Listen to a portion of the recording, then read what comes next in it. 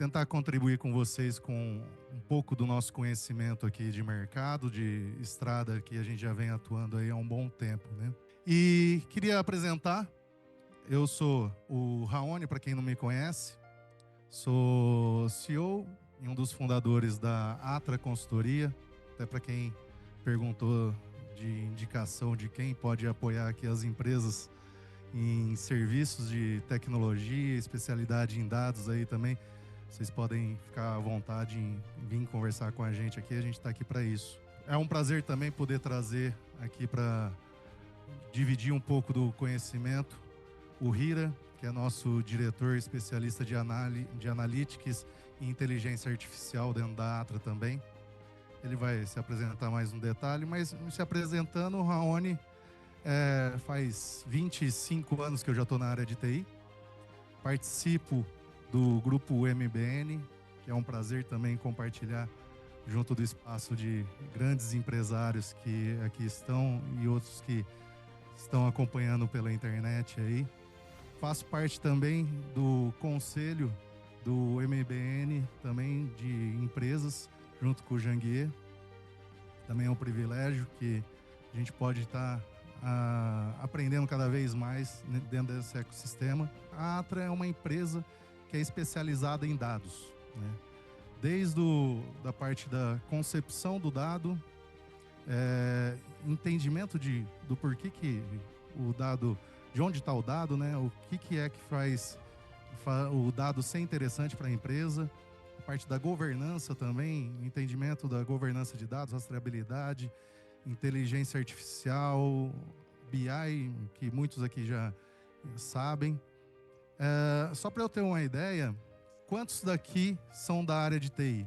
Praticamente quase todos, né? Quem daqui não é da área de TI é da área de negócio. Então, até mesmo para entrar num nível tanto não tão técnico, né? Mas quem é da área de TI vai entender bem. E quem é da área de negócio, a gente vai procurar também explicar. E caso vocês tenham qualquer dúvida, por favor, interajam com a gente. Isso daí ajuda muito também na troca de ideias aqui, troca de experiências, né? Mostrando para vocês um pouco de quem que é a Atra, né? Estamos há mais de 15 anos no mercado aí, mais de 150 consultores, né? Mais de 30 certificações em relação aos nossos parceiros, praticamente as principais nuvens de mercado, Google, Azure, AWS, onde também a gente tem parceiros de integração, informática, Denodo, na parte de virtualização, Databricks, BigID, Atlan, IBM também são parceiras nossas aí. A gente acaba sendo agnóstico, tecnologias de ponta, porque a gente acaba atuando independente da tecnologia. Porém, essas tecnologias são umas das líderes globais aí hoje, né? Que acaba apoiando muito as decisões, estratégia também das áreas de TI e governança. A Atra atua tanto na parte de alocação de consultores, assessoria em produtos, cloud, Customer 360, aquela visão que Alberto e Edu trouxeram, né?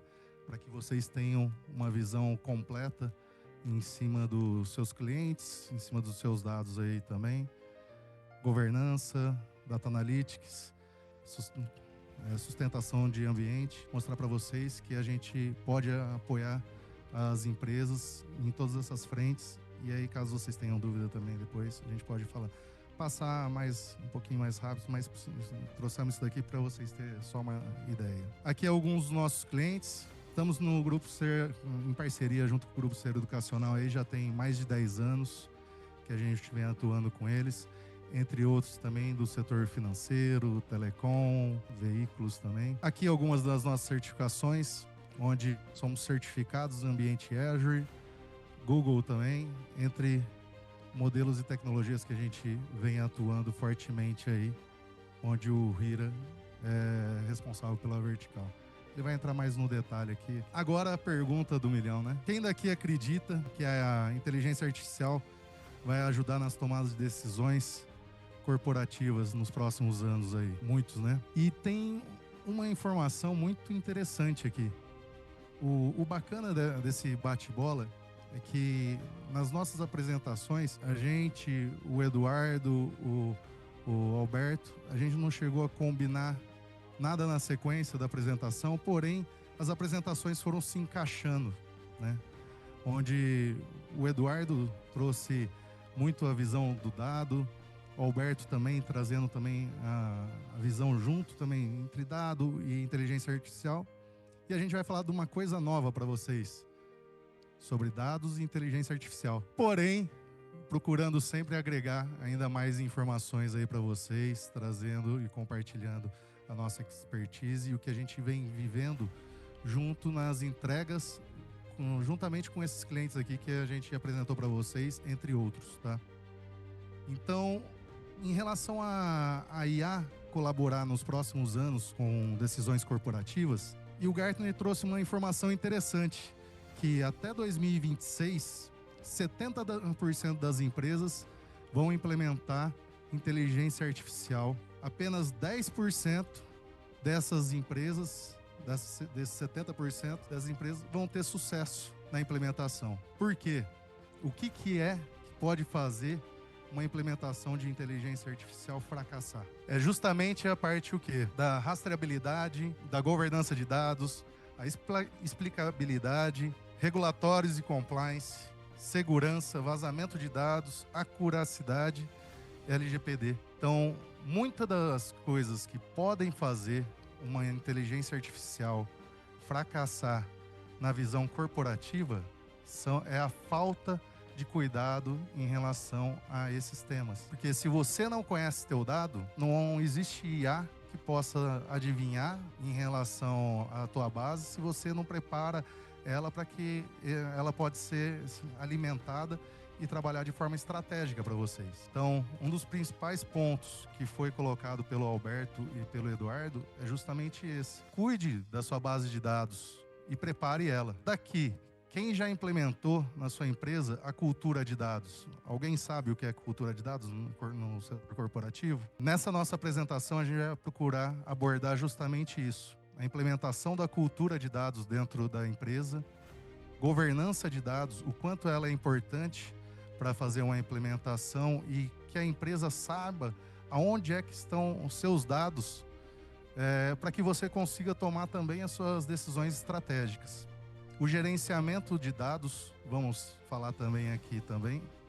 E, além disso, mostrar como todo esse fluxo consegue contribuir para a inteligência artificial. Agora eu queria passar a palavra para o Hira, justamente para que ele dê sequência aqui na apresentação e aí a gente vai contribuindo. Obrigado.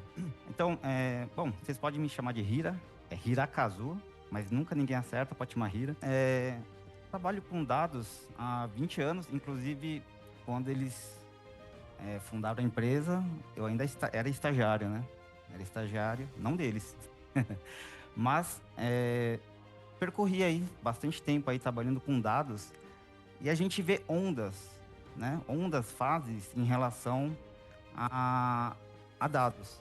Então a gente pegou a época de Data Warehouse, Business Intelligence, pegamos uma fase de Big Data, né? Hadoop, são termos técnicos, mas Big Data muita gente ouviu falar, né? Depois veio o termo Cloud e depois agora tá vindo essa questão aí de inteligência artificial. Só para a gente se posicionar e a gente estar alinhado, inteligência artificial já existe há um bom tempo, tá? Não é um termo novo, certo? Agora, essa hype que está tendo agora, vocês sabem de onde está vindo? Quem usa o ChatGPT? Para uso pessoal, para uso profissional. Ótimo. O que veio dessa hype de IA é o que o pessoal chama de IA generativa, né? Vocês já ouviram falar desse termo? Então, foi inaugurado ali, né, a popularização, tá? A Google criou lá uma arquitetura que possibilitou isso, mas a popularização veio com o ChatGPT.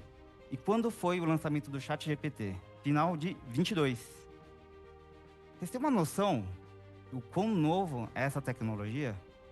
Então, essa hype que a gente está ouvindo falar, quem foi na Febraban, uma feira que teve ali em relação a bancos, né? Eu fiquei espantado. Só se fala em IA. E é o IA vindo dessa fase do IA generativo. Que, no fundo, é a tecnologia que traz atrás do ChatGPT. Tem um outro concorrente, qual é? Gemini, que é da Google. Por isso que a gente se posicionou aqui nessas certificações. Por quê? Eles são os precursores. Na verdade, a Microsoft fez uma parceria com a OpenAI para poder servir essa tecnologia do ChatGPT para as empresas. E o Google tem o Gemini. Agora entraram os chineses, né? É bem interessante, são possibilidades. Tem outros players agora, mas a gente trabalha muito forte com essas tecnologias. E junto com essa questão do IA generativo, OpenAI e Gemini, nesse período de 2 anos, surgiu um ferramental, né? Como se fosse um ecossistema para a gente poder trabalhar com essas novas soluções. Então, são novas tecnologias que se acoplam a esses modelos de IA generativo, que a gente chama de LLM. Large Language Model. Basicamente, o LLM é um modelo de dados que ele foi pré-treinado com uma base gigantesca de informações. Que informações são essas?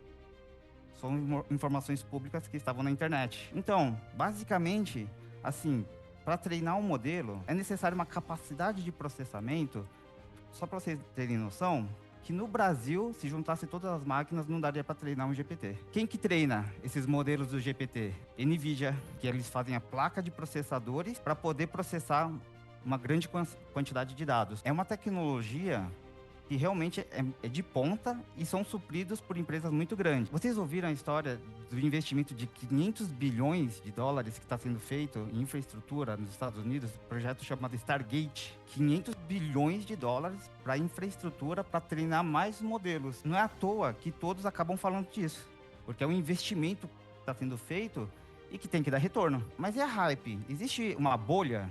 Né? Essa que é a pergunta, né? Eu vou fazer uma solução e depois, será que eu vou ter o retorno? Essa pesquisa começa a trazer algumas dúvidas pra gente. Cara, vou investir nisso, sabendo que minhas chances de eu conseguir um retorno é baixo. Mas o ponto é o seguinte, ninguém investe 500 bilhões achando que realmente não vai dar um sucesso, né, nessa tecnologia. Que nem cloud. Cloud também. Veio uma questão de bolha, todo mundo fala. Só que se hoje você pensar, todas as nossas aplicações, nossos fornecedores, provavelmente estão em cloud. A gente às vezes não sabe, mas a maior parte estão em cloud. Então existe uma hype, uma bolha, mas depois ele se estabelece no mercado e aí você começa a ver realmente o retorno. A questão que a gente aponta aqui e que a gente, como a gente é uma empresa que é focado, a gente trabalha muito com empresas grandes e eles acabam tendo que trabalhar com muitas questões de segurança, compliance, auditabilidade. E esse é o ponto vital em relação à IA. Porque a discussão é o seguinte, a IA, ela vai usar minhas informações, vão treinar novos modelos com a minha informação, ele pode se enviesar é falar assim, ele conseguir mandar alguns resultados não esperados, podendo utilizar alguns algoritmos que direcionam, né? Alguma coisa assim, tipo marketing direcionado, ele pode fazer isso? A gente sabe que pode. Mas aí é uma questão. Como é que a gente faz, então? Porque o poder da IA generativa, de um GPT, é muito grande. De um Gemini é muito grande. Mas como a gente faz para usar uma tecnologia dessas na empresa? Legal, quando eu vou utilizar o GPT ou o Gemini e eu quero que eles elaborem um texto, a parte criativa deles é muito boa, certo? Geram imagens, o modelo VEL3 da Google gera imagens, vocês viram, né? Alguém acompanhou? O modelo parece, você vê parece filmagem mesmo, né? Então assim, eles estão chegando num nível de acuracidade muito grande.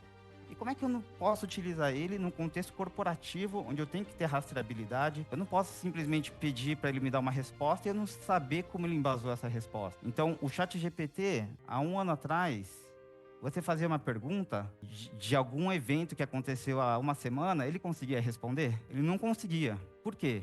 Ele foi treinado num determinado período de tempo e ele só sabe o conhecimento histórico até aquele período. Informações atualizadas ele não tinha. Mas o pessoal é rápido.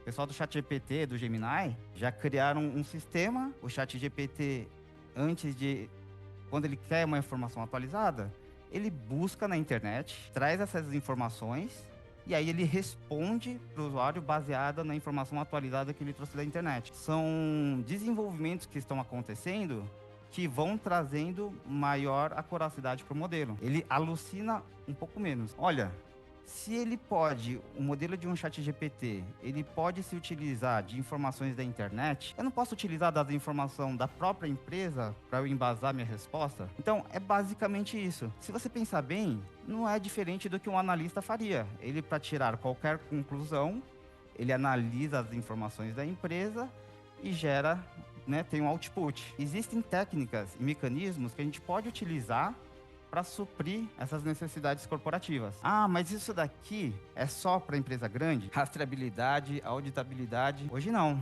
Hoje ele é uma questão desde a pequena empresa. A gente é obrigado a ter, por compliance. Eu lanço algum produto que utiliza inteligência artificial e tem a questão de LGPD, eu tenho que ter toda essa rastreabilidade. É um ponto que a gente vai discutir, né, no decorrer aqui, como utilizar a inteligência artificial para a gente poder tomar decisões ali, né? Ter decisões baseadas ali utilizando a inteligência artificial. É muito importante, e aí, né, o Eduardo, ele falou bem dessa questão. Para eu conseguir utilizar a inteligência artificial num contexto corporativo, né, para trabalho, né, utilizando os dados de forma segura. Galera, perigo, hein? Pegar dados da empresa, botar no chat GPT pessoal ali. A OpenAI garante que não utiliza, né? Mas vocês viram que tem um botãozinho que fala, né? Que você pode armazenar ou não aqueles dados, né? Se tem um botãozinho, é que eles armazenam. Então, essa questão de preciso para adotar inteligência artificial nesse contexto novo da IA generativa, botar um ChatGPT, um Gemini em processos da empresa, eu preciso ter esse embasamento de cultura de dados, governança de dados e gerenciamento. Eu vou passar de forma breve, porque o Eduardo falou também, né, e outros, mas de forma, acho que é importante, a questão da cultura de dados, como foi posto, é que a utilização dos dados como embasamento para uma tomada de decisão tem que ser tomada em todos os níveis. Então a gente sabe, quem mais utiliza informação de forma estratégica? É incrível, é marketing. Eles são, assim, na cadeia ali, o topo da utilização estratégica dos dados. Eles dão nome para tudo, tem terminologia, metodologia para tudo, né? Finanças utiliza bastante informação. Agora, quando chega na operação, aí já começa a dar uma caidinha, né? Já a operação, o pessoal começa a olhar menos. E aí vai chegando, de repente, outras frentes, o pessoal vai utilizando cada vez menos. Mas o ponto é, a mentalidade de utilização dos dados como embasamento é importante que seja utilizado por todas as empresas, de forma estratégica até operacional. A gente chegou à conclusão que é importante eu saber, né, minha métrica de erros em análise, por exemplo. Propaganda ruim, mas de repente agora a gente viu que é importante quando eu quero comparar o quanto o humano acerta e quanto a IA acerta.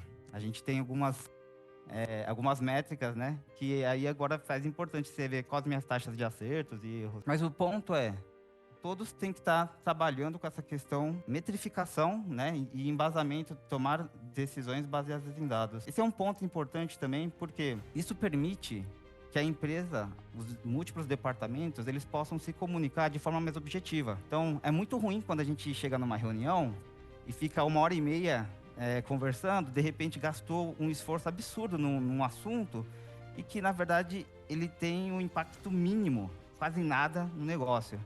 A gente foi com o pensamento mesmo de causar, né? Então, quando a gente vai normalmente embasado em dados, a gente meio que torna os processos mais objetivos. Então, aqui os benefícios em relação à cultura de dados. Decisões mais rápidas e assertivas, né? Então, é questão de reduzir os achismos. E olha, a questão de feeling. Feeling não é algo, não é totalmente achismo, porque na verdade a gente sabe que muitas pessoas experientes, eles têm o feeling de tanto que eles experimentaram determinada situação. Então é como se eles tivessem um modelo interno e eles adquiriram essa capacidade de ter esse feeling, tá? A gente sabe que a gente imagina que todos vão ter esse feeling, é ingenuidade. O ideal é que o feeling, né, seja ali embasado ali com base em dados também, que eles convirjam, né, vão no mesmo sentido. Então essa questão de maior alinhamento entre as áreas você estabelece uma forma de comunicar através de dados, de estatísticas. Então as equipes acabam tendo maior sinergia.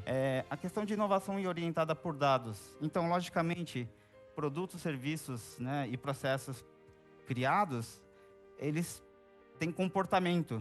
Esses comportamentos, eles são passíveis de serem monitorados, e aí, com base nisso, a gente consegue melhorar, né, esses ativos, tá? Então, basicamente, a importância da cultura de dados é que a empresa como um todo, né, entenda que para tomar ações estratégicas ou não, pode ser operacional, os dados é a base. E aí, como é que a gente desenvolve a cultura de dados? Ah, todo mundo vai ter que saber programar Python? Não. Mas ler um gráfico, né, um gráfico de pizza, um gráfico de barras, que é algo bem intuitivo, é interessante, né? Então, a questão de treinamento e capacitação para as equipes como um todo, no fundamento da análise dos dados, é interessante, né? A gente passar isso para os colaboradores. Um ponto aí primordial é a liderança. A liderança, por exemplo. Então, a liderança, ela vai medir, né, os seus recursos com base em performance. Então, tem que ter dados. Então, esse cara é o líder, por exemplo. E aí, a gente tem a questão de você, né, para engajar, fazer reconhecimentos e incentivos, né? E é um ponto, a Atra, a gente está com um projeto, uma empresa grande, uma capacitação de 600 pessoas em cultura de dados. Se 100 engajarem nesse treinamento, certeza que a empresa vai mudar em algum aspecto. É certeza, porque muito provavelmente parte desses 100 que engajaram, desses 600 que engajaram, eles vão virar líderes. Eles vão mudar a cultura da empresa em relação à utilização dos dados. E aí o ponto também primordial em relação à cultura de dados. Hira. E um ponto importante também, de exemplo dessa empresa que o Hira está citando, quando eles implementaram a governança de dados dentro da empresa, um dos pontos que eles sentiram é que quando você implementa a governança, para que realmente funcione, você precisa do engajamento de todas as áreas. Com a cultura de dados, para esse cliente nosso, ele veio justamente o quê? Para fazer esse engajamento de todas as pessoas para que eles entendam o que é o dado dentro da empresa.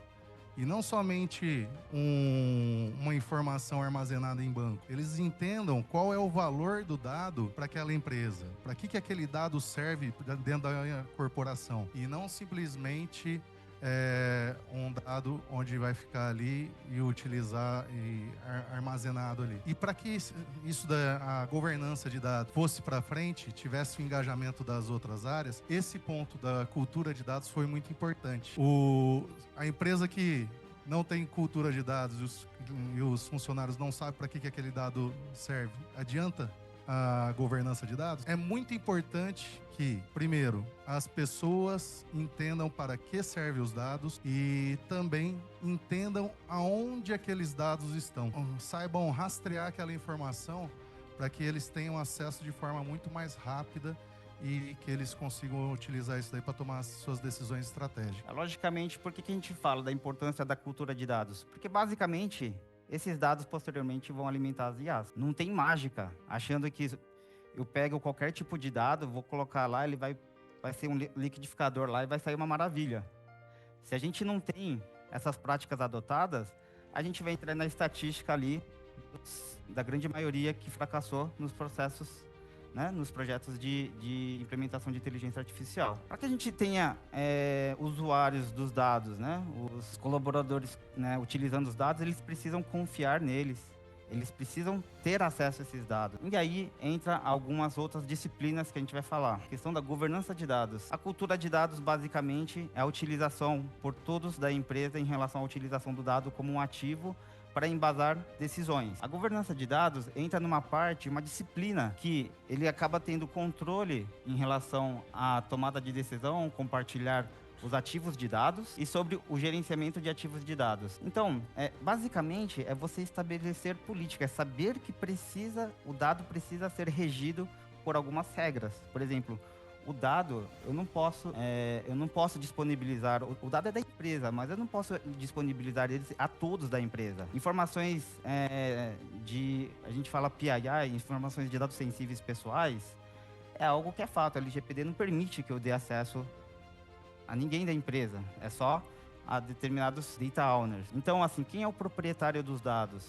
Quem pode acessar quais dados? Quais medidas de segurança estão em vigor para proteger os dados? Não basta, assim, eu pegar a informação e guardar ela e na hora que eu for fornecer, de repente, eu não tenho cuidado de saber o que eu estou liberando. De repente, eu posso liberar a informação de quanto tempo ele ficou acessando o portal, mas eu não posso fornecer, de repente, o nome, não posso fornecer o telefone, mas eu posso fornecer quanto tempo ficou, né? Porque aí eu posso fazer agregações e ter valores estatísticos. Qual dos nossos dados está em conformidade com as nossas regulamentações? Assim, a própria empresa, ela tem regulamentos em relação ao dado, né? Então, LGPD é algo que vem como uma lei, mas a própria empresa, ela tem políticas em relação à utilização dos dados. A área de finanças não pode ver a informação da operação de marketing. Poxa, se fosse assim, como é que a gente vai fazer uma visão holística e montar uma estratégia da empresa? Na verdade, é ter o cuidado de saber o que pode disponibilizar. E isso, tanto regulamentações externas quanto internas, acabam ditando essas questões. E aí, a gente tem essa questão de quais fontes de dados estão aprovadas para o uso. Então, assim, não é que a gente tem que seguir, assim, cultura de dados, governança de dados, gerenciamento e IA. É que na adoção de uma solução que envolva IA, vai ter que passar por essas questões. Mas não significa que eu vou ter que fazer fase a fase, eu posso desenhar uma solução já de dados IA já contemplando todas essas questões. Aqui é esse ponto aí dos pilares da governança de dados, que envolve pessoas, processos e tecnologias. Ali a gente tem algumas subdisciplinas em relação à utilização ali dos dados. A questão da governança de dados, ela acabou entrando muito forte por causa principalmente do LGPD, né? Então, minimizar riscos com vazamento de dados e dados incorretos. Mas agora vai vir uma nova onda de governança de dados por causa da IA. É ingenuidade achar que para sair uma solução de IA, o pessoal vai permitir passar por todas as questões de dados sensíveis. Vai ter uma nova onda, né, de relação de governança de dados por causa da gente poder prover os dados para IA de forma segura.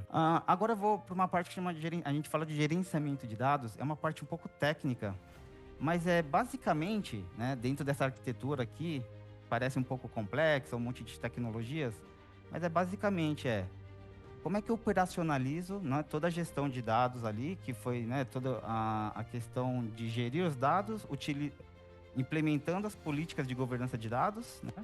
Mas como é que eu implemento isso basicamente fisicamente, utilizando as tecnologias? Aqui dá para vocês terem uma visão, mais ou menos. Essa parte aqui representa a origem das informações. Olha, esse daqui é um diagrama que serviria para uma empresa que está iniciando até uma empresa gigante. É um diagrama de estruturação dos dados. Só fala muito, o dado, né, o novo petróleo, ou, né, basicamente onde os dados vão sendo refinados. Então, a informação vem dos sistemas origens, de uma forma difícil de entender, e ela vai passando por camadas. Tem camada 1, camada 2...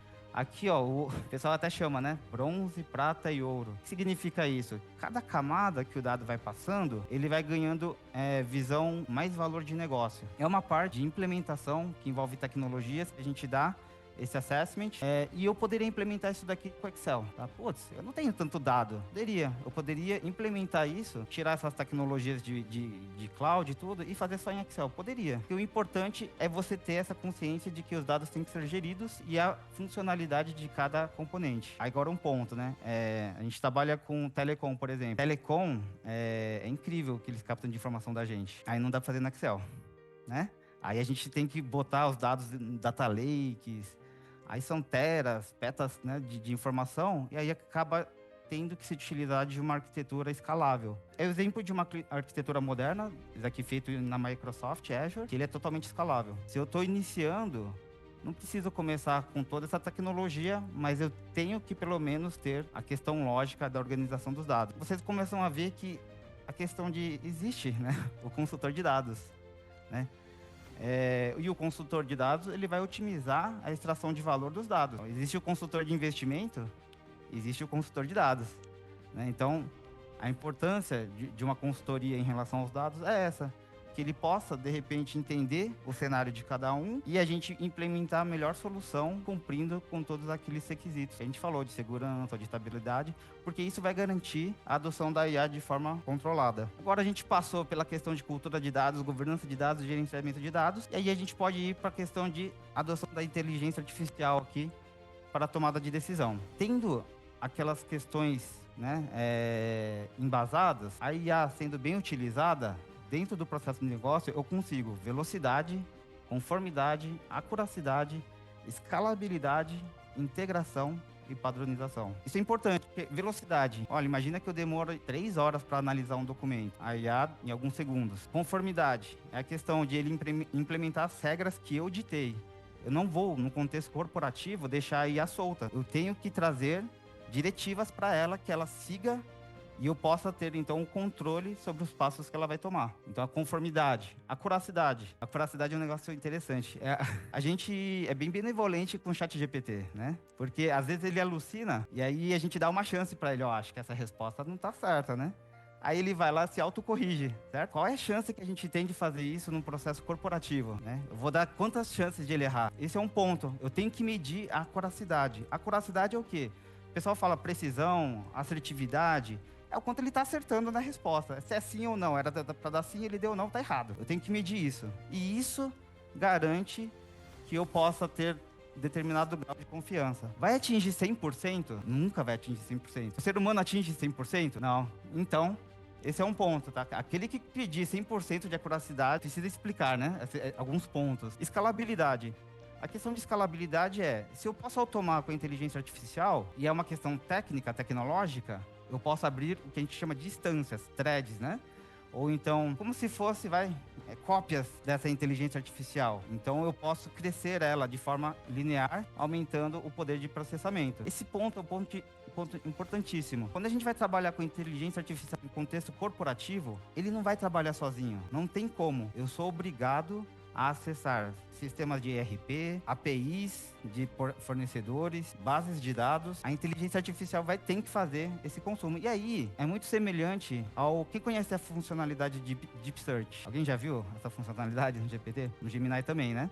É o momento que ele começa a acessar outros sistemas. Ele não usa só a informação, o conhecimento dele, mas ele acessa outros sistemas para buscar informação, ele gera o contexto, os fatos, e aí ele consegue dar uma resposta embasada. Então, ele consegue, em contexto corporativo, isso aqui é muito importante, e ele faz, inclusive, em tempo real. E a questão também bem interessante aqui é padronização. Imagina aí que eu tenho dentro da empresa uma pessoa aí da parte de operacionalização, e ela é muito boa em relação a fazer as análises, né, em incorporações, e eu preciso escalar essa área. Hoje é um recurso. Qual a chance de eu achar um profissional com a mesma capacidade que vai dar a mesma produtividade ou até maior que a dessa atual profissional? No início, ele vai ter uma curva de aprendizagem, certo? Então, aí já perde. A questão de padronização eu tô treinando a IA e uma vez eu dei as diretivas e ele já entendeu todo o processo que ele tem que seguir, posso abrir múltiplas instâncias, ele vai acabar seguindo o mesmo padrão. Então, eu tenho um controle, inclusive, padronizado do comportamento dele. Para ficar um pouco mais tangível, a gente vai utilizar um caso de uso que a gente tem na ATA mesmo, que é a análise de conformidade em contratos. O que acontece? Muitas empresas têm sistema de gerenciamento de contrato, que automatiza bastante coisa. Muitas, eu acho que a grande maioria, não tem e acaba fazendo análise de contratos de forma meio que manual. É lendo mesmo. E aí, qual que acontece? Normalmente tem o analista de contratos e ele tá lidando lá com centenas, dezenas de contratos, né? Conversando com fornecedores, conversando com a área usuária, né? A que ele está atendendo. E aí, aquele batimento, né? Leitura do contrato, entende se tem as informações necessárias, verifica se ele está respeitando os regulamentos da empresa, se ele está seguindo normas, né, regulatórias do governo. E aí, coitado, ele não consegue agir tudo sozinho, né? Então, num contrato, tem vezes que ele tem que acionar a área jurídica, às vezes ele tem que acionar a área do financeiro, às vezes ele tem que acionar a área de segurança, porque no contrato lá tem uma miscelânea de itens que tem que validar. E essas informações não é de poder dele, de poder, né? Quem pode dar essas informações? Quem é o owner, respectivas áreas de negócio. Então, daí vocês começam a ver o cruzamento da questão da importância da governança de dados. Para ele fazer a busca das informações, ele tem que saber quem é o dono da informação, para quem ele tem que pedir apoio. Ele faz esse processo iterativo, que vai gerando minutas do contrato, e vai e volta, e o pessoal quer rediscutir as cláusulas, e toda hora ele fica lá revalidando o contrato até chegar num acordo e poder realmente virar contrato. Então, o que acontece? O cara aqui acaba tendo uma necessidade de skill muito grande, que é conhecimento, né, dos estatutos, normas e políticas da empresa. Ele tem que ter relacionamento, né, contato com as demais áreas para poder acionar de forma pontual. Ele tem que saber localizar onde estão as informações. Se eu tiver uma boa governança de dados, eu vou conseguir localizar onde estão essas informações. Se eu não tiver, aí é tempo perdido. Olha só essa questão, né, que parece que é simples, mas acaba trazendo uma complexidade quando a gente bota dentro desse diagrama, por exemplo. Então aqui, ó, essa aqui é a figura do contrato, que ele tem que analisar as conformidades, e aí para cada item de validação, ele tem que ir em algum sistema ou documento. Por exemplo, aqui ele vai ter que ir para a área de segurança, ver quais as informações de segurança de LGPD, por exemplo, que ele tem que seguir. Tem informações de compliance da empresa. Tem aqui, coitado, uma base de dados de fornecedores que ele tem que pode passar o contrato para fornecedores aí homologados. E aí tem aquela questão também, né? Putz, tem que consultar lá na Receita Federal.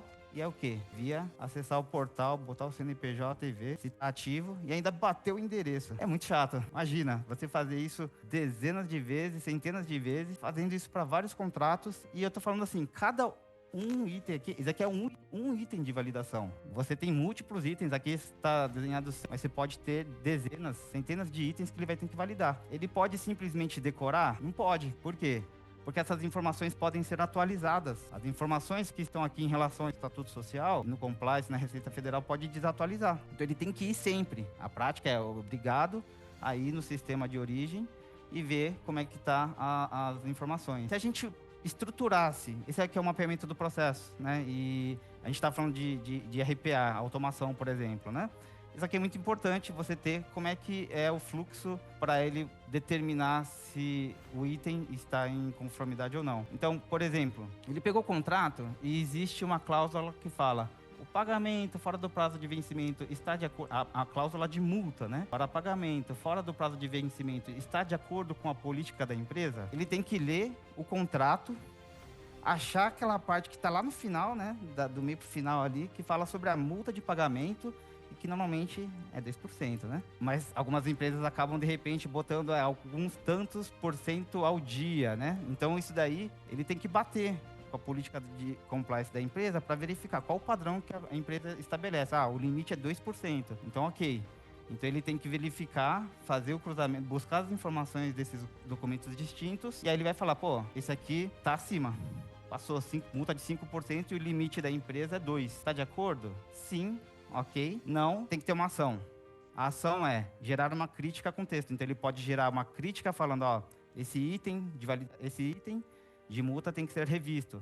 E aí a gente pode automatizar isso, né? De gerar um documento já atualizado ou elaborar um e-mail para ser enviado ao fornecedor. Olha, aqui não tem novidade, a gente não está falando nada de IA aqui. A gente está falando de mapeamento de processo, é importante. Porque se depois, na hora de implementar IA, achar que ele vai fazer o processo, sem ter claro esse mapeamento, a chance de ele alucinar... Vocês conhecem esse termo alucinar? Ótimo.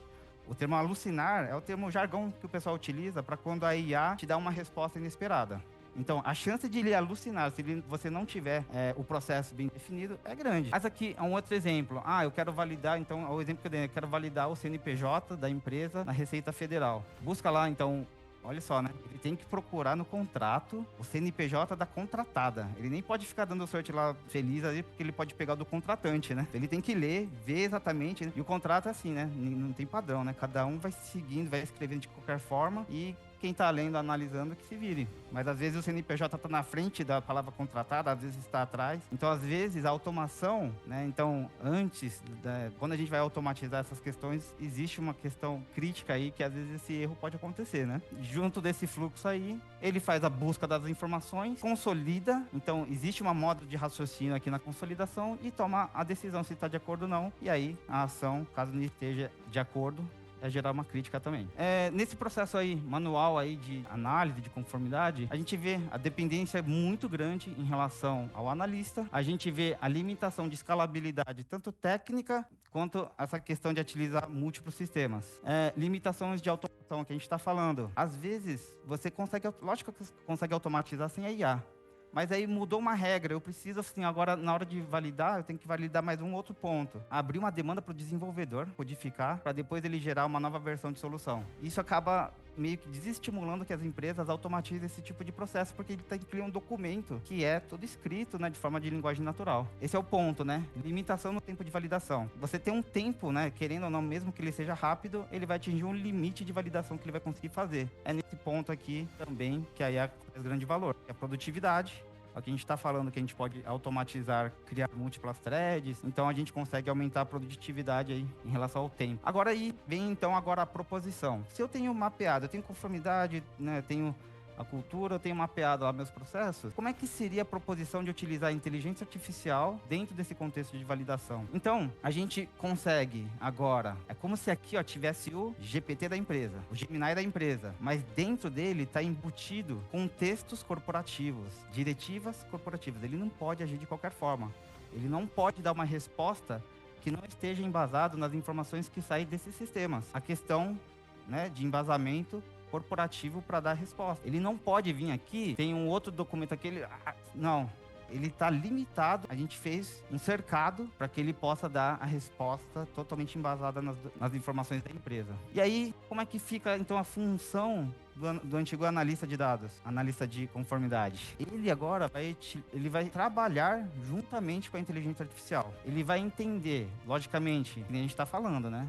Eu não tô dando garantia de 100%, né, de acuracidade, mas estou dando garantia de 99,999. Esse cara aqui, ele tem que acompanhar, ele tem que continuar metrificando e ver que está lá. E ele vai automatizar com a IA também. Mas o fato é esse, ele vai acompanhar, ele pode colocar melhorias e ele pode também criar novas validações. O ponto é que agora, ele não está com um trabalho maçante. E aí agora a gente pode botar mais de 1000 processos para ele ficar analisando com a IA. E sem cair a qualidade. Então, esse é um ponto primordial, que é a saída do trabalho operacional do analista, é uma questão mais de controle, mais estratégico. Se a gente for naquele contexto, né, de validação lá da Receita Federal, nesse ponto aqui, só nessa validação, olha os pontos de utilização de IA que tem nesse processo. Tem desde a busca da informação, então ele saber buscar o CNPJ da empresa contratado, ele vem num fluxo, uma vez ele achou o CNPJ, ele tem que vir para a Receita Federal, e aí sim, ele faz a validação para verificar se está de acordo ou não. Então, 4 pontos aí de utilização da inteligência artificial, mas que de forma controlada garante que a gente está em compliance, a gente está seguindo diretivas, porque a gente sabe exatamente onde está a execução de cada parte do processo. O que acontece? Se esse cara aqui, ele me traz um output errado, há grandes chances de esse daqui replicar o erro, na verdade exponencializar o erro, e aqui com certeza vai sair um resultado não acurado. Mas se a gente tem um mapeamento, sabe exatamente como a utilização dos componentes, a gente consegue dar esse controle. Listando aí parte em relação aos benefícios, né? Então aqui a gente falou a velocidade, a conformidade, a acuracidade, escalabilidade, integração e padronização, aos pontos que a gente listou há um tempo atrás. Esse aqui eu acho que é muito bom tanto para o pessoal técnico quanto para a área de negócio. Vocês estão vendo aqui, eu acho que talvez não consigam ler. Aqui está basicamente diretivas, certo?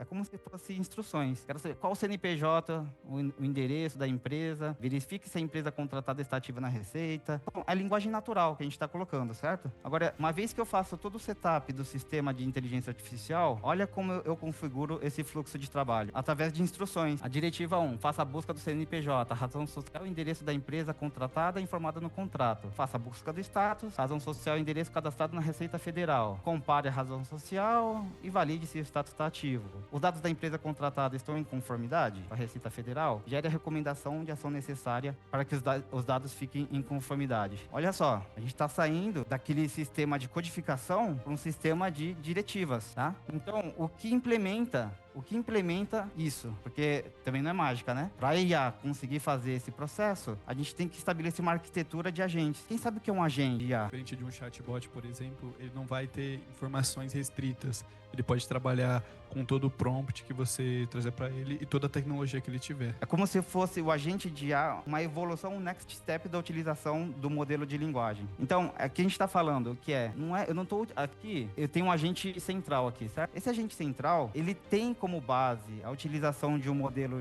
chat GPT, um GPT ou um Gemini, pode ser um DeepSeek também, pode ser um Claude, qualquer modelo de LLM. E o que acontece? A gente sabe que eles entendem, né? Eles podem ler contratos, receber diretivas, eles entendem linguagem natural. Eu posso estabelecer fluxos através de linguagem natural e ele seguir esses fluxos. Ele tem essa capacidade. O agente está embutido nele, além do modelo de linguagem natural, ele está embutido dele diretivas e ferramentas, que a gente chama de tools aqui. Essas tools é o que possibilita ele acessar diversas fontes de dados. Oi, Ira, tudo bem? Opa. Viu? Quanto tempo vocês levam para treinar um agente desse? Para fazer engenharia de prompt, treinar, validar e colocar para rodar na nossa operação? Eu pergunto assim, porque a gente tentou fazer, né? Eu tentei criar um agente de RH, outras pessoas também tentaram e o sucesso foi bem mais ou menos. A gente trabalha aqui de uma forma assim que a gente entende a necessidade e aí a gente faz de forma customizada, né? Mas basicamente, para customizado, mas ó, não vamos falar que todos os problemas são originais, né? A gente tem padrões de solução. Então esse padrão de solução, ele é muito flexível. Então a gente consegue, como a gente tem um framework, a gente consegue de forma muito rápida. Mas, por exemplo, aqui a gente está falando de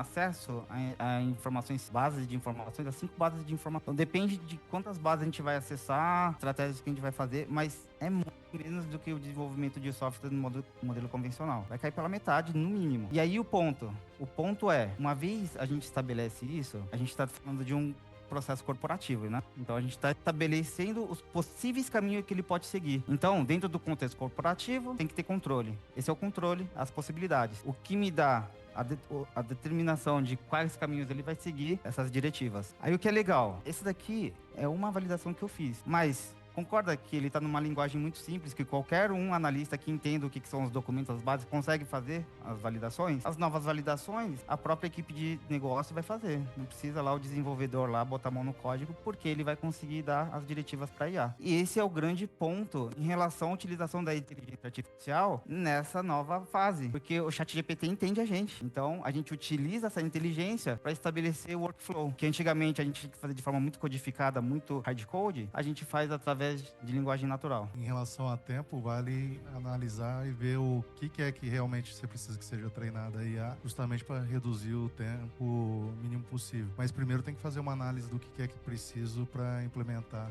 junto da IA, ser treinado. Porque é o que a gente estava conversando, né? Não vamos vender também o milagre, mas eu preciso ver se a questão da cultura de dados, a governança, como é que tá. Não vou falar assim, a gente vai ter que seguir no beabá, não vou ter que seguir no beabá assim. Não, a gente pode já vir para uma solução de IA, mas a gente vai ter que botar lá a cultura e a governança. Um pacote. O importante é ser bem responsável em relação a te informar qual é o real tempo, né? Por isso que precisa dessa análise. Uma coisa a gente pode falar para você, leva um dia, uma semana, um mês, um ano. Mas tua necessidade pode ser pequena, tua necessidade pode ser um pouco maior. Então precisa entender o que é que você precisa realmente e para poder te passar a análise completa. Mas o importante é o quê? Esse ponto que o Hira colocou. O tempo gasto é muito menor do que o tempo que você fazer código na mão, desenvolvimento manual. E aí é o ponto, né? A gente tá falando de validador, conformidade, análise de contrato, mas serviria um agente de campanha? Dá para fazer? Dá. Dá para fazer uma análise, né, de produtividade, um analista de produtividade? Porque o que eu preciso para implementar isso? Conhecimento do domínio de negócio. E tem. A gente implementa. O conhecimento do negócio é você que tem. A gente faz esse mapeamento e estabelece o setup dos agentes. E aí depois vocês conseguem fazer todo o desenvolvimento, desenrolar das necessidades. Então, olha só, em relação à rastreabilidade, por exemplo, aqui eu preciso ter a garantia de que a resposta da IA, ele não é uma caixa preta. Preciso ter a rastreabilidade de como ele está fazendo a validação. Então, por exemplo, vou nesse exemplo aqui, eu tive que tirar, mas aqui é o correio mesmo, não tem problema, né? Aqui, ó, esse trecho aqui é a informação que ele buscou no contrato. Esse trecho aqui é a informação que ele trouxe da Receita Federal. E aqui ele tem a lógica que ele vai fazer a validação ou não. Aqui no caso ele pegou que o CEP não está batendo, não está aderente e ele bota a ação necessária. Aqui eu estou colocando ele de forma de ter a rastreabilidade. Isso vai ficar dentro, né, de logs, né? Então eu posso um dia, a IA vacilou aqui, eu preciso saber o que ela utilizou de lógica para fazer aquela validação errada. Eu consigo pegar tudo exatamente para poder melhorar o processo. Esse é um ponto aí importantíssimo, tá? É a questão da IA, a gente ter a rastreabilidade de como ela está raciocinando para chegar ao resultado. A ação, esse aqui, eu queria exemplificar o sistema de log, mas a ação, aqui a gente está pensando, uma coisa mais textual, mas a ação, o agente, ele configurar o agente para que ele acione uma API. Então a ação já pode ser a integração de utilização de um outro serviço, né, um serviço de e-mail, um serviço de ERP, que ele vai integrar com outros componentes aí da empresa. Então tem que imaginar isso. Aqui tá saindo de forma textual, mas tudo isso eu consigo utilizar como serviço e prover para a empresa. É uma questão que a gente desenvolveu a solução e a gente pensou em usabilidade, né? Isso aqui é um exemplo de usabilidade. Ora, se o analista de contrato ele vai ter que repetir sempre aquelas frases lá, né, para validar, eu posso deixar pré-configurado já essas validações para que essas validações básicas ele já faça de forma automática. Por exemplo, né, uma dessas aqui, o valor do contrato precisa da aprovação do diretor. Aqui eu tenho a instrução, aqui eu tenho toda a lógica de busca, consolidação e decisão. E aqui eu tenho a ação. Eu posso agilizar o processo, né? Então, uma vez que já tenho várias validações, então, por exemplo, eu já tenho análises que eu tenho que fazer, eu já posso deixar pré-configurado esses prompts, essas instruções, e ele já faz de forma automática. Então, aqui é outro exemplo, né, de verificação de LGPD. Aqui, instrução e busca de consolidação em relação ao vencimento, tá?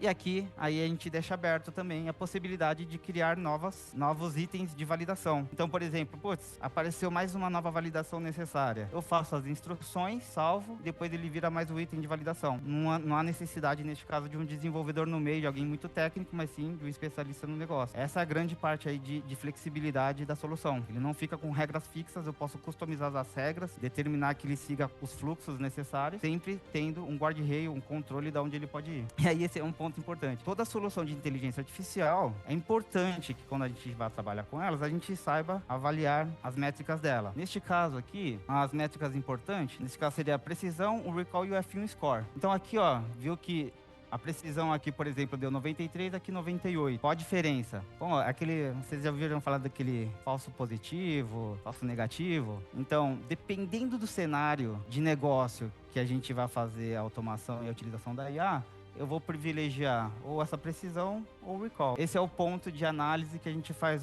pro meu negócio, 93% ou 98% de recall, tá bom? Aí você tem que fazer a avaliação, o impacto que tem na empresa. Para comparar, a gente tem a métrica das métricas de avaliação manual? Não tem. Esse é o ponto que eu falei assim, olha, é cultura de dados. A gente vai ter que começar a medir a nossa performance de avaliação também para poder comparar com a IA, para depois a gente saber qual o caminho que a gente acaba seguindo. Mas, um ponto bem interessante.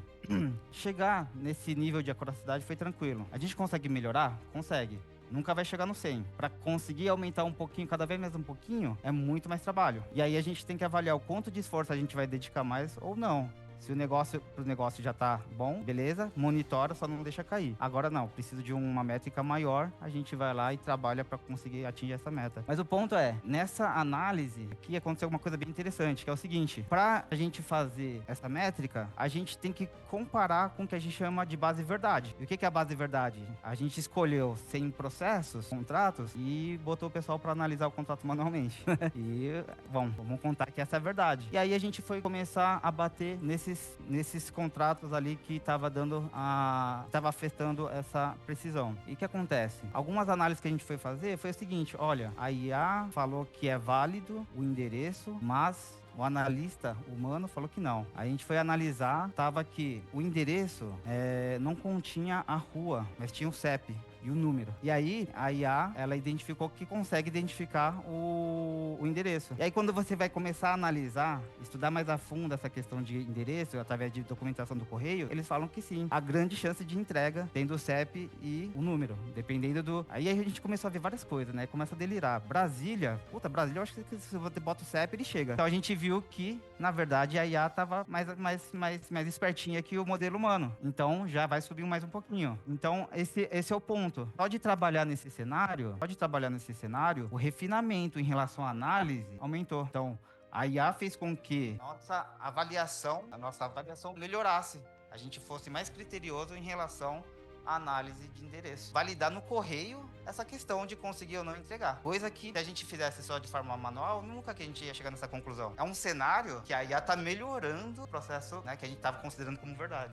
Baseado nesse contexto que a gente passou de framework, de solução com IA, a gente estabeleceu, né, uma metodologia onde a gente tem que ter um planejamento estratégico em relação à adoção de IA. É o que foi dito, né? O ROI é o famoso esperado ROI, tem que ir no processo que realmente vai trazer valor. Pode ser que entre numa seara que vocês viram, né? Contexto corporativo, você vai ter que defender a solução ali para Deus e o mundo, né? E aí, para você conseguir passar por todas essas barreiras, tem que valer muito a pena o retorno. Então, assim, quando fala solução de IA, vai ter milhares de frentes, pessoal querendo implementar diversos tipos de solução, mas efetivamente tem que ver o que vai trazer já ganho rápido para que vocês possam aumentar a campanha de engajamento em relação ao uso de IA nas empresas. Utilizando esse framework, né, essa solução, esse padrão de solução, a gente já trabalha com uma solução de modernização de código. Como a gente é uma empresa muito focada em gerenciamento de dados, tem essa demanda, né, de modernizar pipelines de dados. Imagina que eu tenho pipelines de dados antigos, né, com códigos antigos. A gente consegue utilizar esse sistema de inteligência artificial para modernizar já no padrão das novas tecnologias. Google Cloud e Azure, né, que a gente é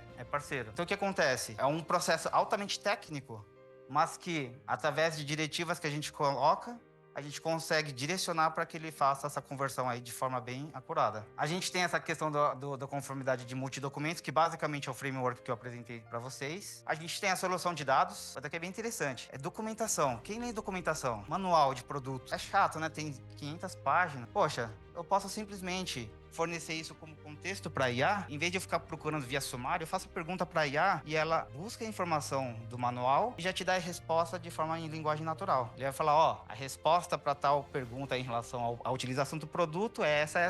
Se você quiser conferir, vai na página tal XPTO do manual. A gente cria um sistema, uma interface de acesso à informação muito mais amigável. A gente fazer de forma conversacional muito melhor do que ficar procurando ali no índice e ficar achando, né? Então, através da parte da conversação a gente consegue. E aí esse é o ponto. Consegue acessar PDF? Consegue. Consegue acessar Excel? Consegue acessar base de dados? Consegue. Então, é uma solução muito robusta que a gente vem trabalhando bastante. E tem um ponto aí, né?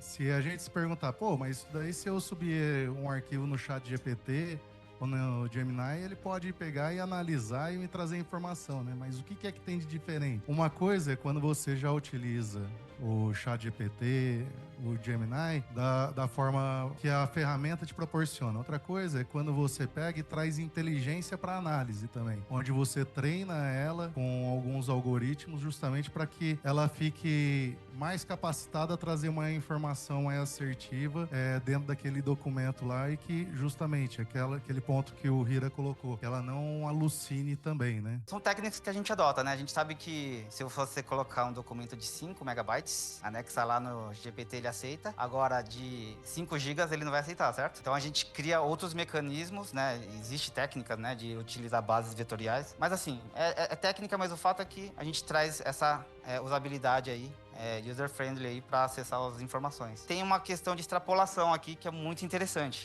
Vocês já viram falar dos modelos multimodais do GPT. O GPT agora passa lá uma imagem ali até que ele consegue interpretar o que tem na imagem, certo? Olha, um cenário que a gente explorou vamos colocar aqui imagens de automóveis batidos para que ele faça a análise. E aí a gente consegue identificar as partes que bateu, né, a gravidade, se vai ter probabilidade de dar PT ou não. Com isso, a gente consegue botar no fluxo. Se foi uma batida simples, vamos classificar ela como leve, né, faz uma estimativa de orçamento baseado em consulta de mercado e aí ele consegue dar as informações ali para a seguradora. Então, assim, são vários cenários que a gente está ilustrando, utilizando, né, a solução de agentes de IA em contexto corporativo, tá bom? Não, esse ponto da imagem é bacana porque você consegue fazer uma integração de informações aí, de dados, onde você pode até esmiuçar, trazendo no final uma previsão de orçamento, de quanto vai ser gasto, por exemplo, num conserto de um sinistro de um veículo desse. Então, analisando a imagem, analisando as perspectivas todas com inteligência, a gente pode poder trazer informação até o nível de quanto vai ser gasto, justamente por esse ponto que o Hira trouxe, para saber se vai ser, quanto que vai ser gasto no sinistro, se vai ser perda total ou não, se dá para arrumar, se a seguradora vai levar para frente para investir no conserto ou vai reembolsar o valor total do carro lá e da